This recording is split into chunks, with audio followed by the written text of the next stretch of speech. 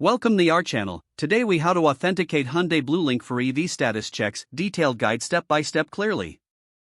Begin by ensuring you have your Hyundai Bluelink account information ready.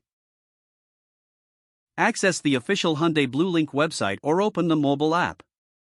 If you don't have an account, click on the option to create a new one. Follow the prompts to enter your personal and vehicle information. Once your account is set up, log in using your credentials. After logging in, navigate to the Vehicle Management section. Locate your electric vehicle on the dashboard of the app. Select the option for Vehicle Status or EV Status Checks. Ensure your vehicle is parked and in range of a reliable internet connection. If prompted, grant necessary permissions for location services. This allows the app to accurately access your vehicle's status.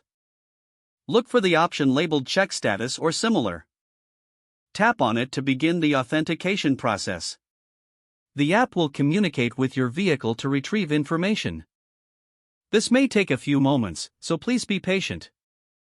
Once the data is retrieved, you will see the EV status on your screen.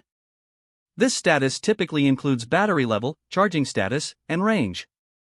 If you encounter any issues, refer to the help section within the app.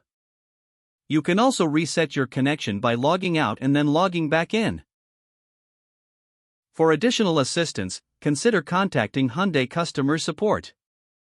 Now you're equipped to easily check your Hyundai EV status using Bluelink.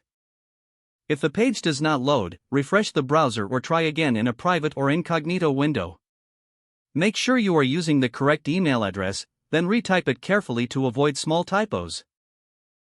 If your password is not accepted, use the reset option and create a new strong password you can remember.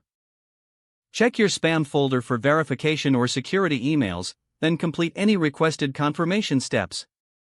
Enable two-factor authentication if available to improve account security and reduce unauthorized access risk.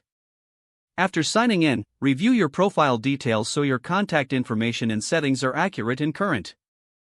If you see an error message, note it down and try again after restarting your device and internet connection. Don't forget to like this video and subscribe to our channel for more step-by-step tech guides.